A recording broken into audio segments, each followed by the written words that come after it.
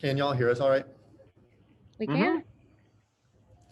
Jane is a single mother with two children who's been bouncing around from home to home and finally had a stable job as a hostess at a restaurant.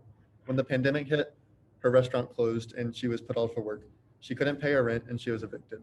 At the same time, Adam owns a small hotel in Atlanta, Georgia. His hotel was doing well, but at the beginning of the pandemic, at the same time Jane's restaurant closed, his hotel closed. Even though it's finally open, people aren't coming to stay in it, so he's not making money and he's struggling to pay his bills. We saw Jane and Adam, and we wanted to solve both their problems with one big sweep.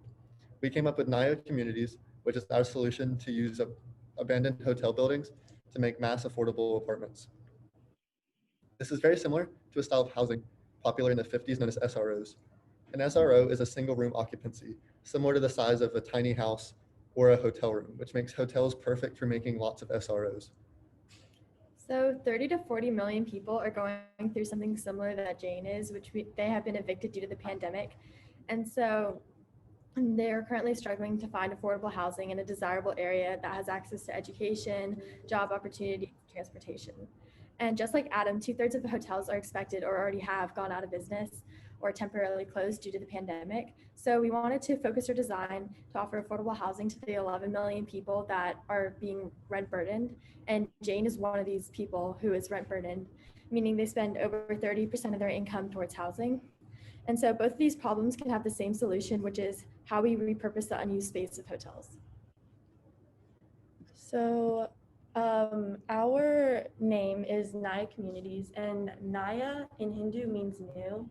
And Naya was also the name of the first planned community in India. And so we like this name because we wanted to give people who said it or thought of it a sense of community and kind of inspiration.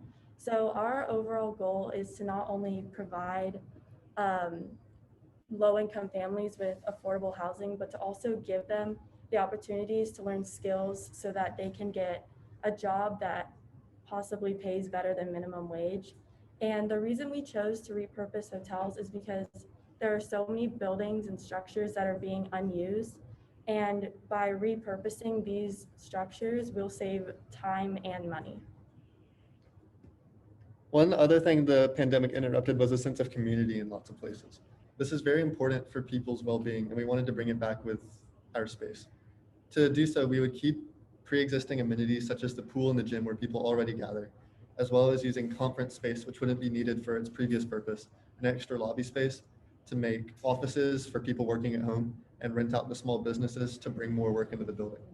In addition, most hotels will already be located in urban areas where we can have lots of public transit to and from the building and lots of other jobs nearby, as well as big companies to bring in as projects and grants. You may have noticed that we've been using pictures of the same building throughout our presentation in order to give you a perspective of what this will look like in real life. Not only did we give you a perspective of the exterior, but also the interior. Here you can see what some of these rooms will look like. These have been designed in a 3D render, and they include beds, kitchens, closets, bathrooms, anything that you would need to live in. We wanted to create a blend of comfort and affordability, and this is just that.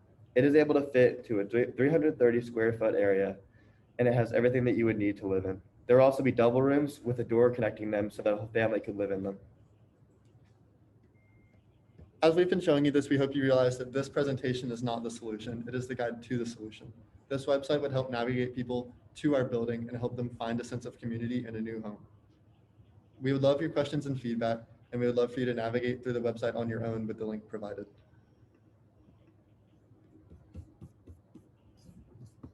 Very, very good job, guys. I really liked your narrative and the story that you told. It kind of held me a little bit. Like I was really concerned.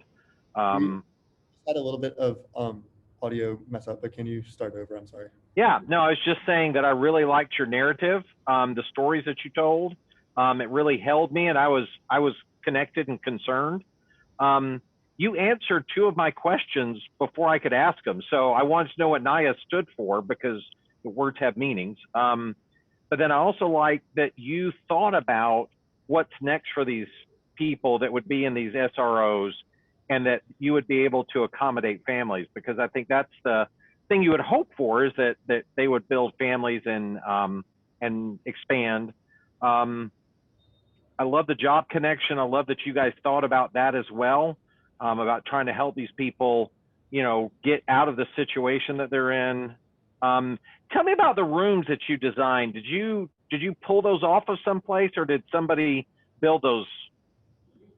Yeah, I actually went into a 3D render software and I made these rooms. So I put in the furniture and everything, and then it allows you to take high quality 3D pictures so that it actually looks real. Yeah, I did not know that it was 3D rendered until you said that, because I looked at the website before we started and I thought, wow, that's pretty cool. I wonder where that is, and you rendered it, so that's awesome. And all those rooms are based on like dimensions and sizes of the average hotel room. That's great. Oh. Yeah, this is incredible. I totally agree. I think just the narrative, it really was just like the common thread that I think helps you. It brings in the compassion, but also the concern, as Mr. Wilcox said.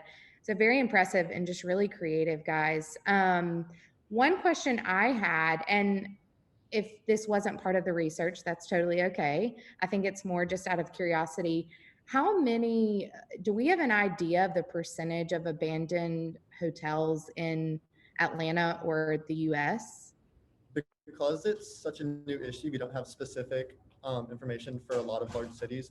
We just have information for the few cities that they've done research in.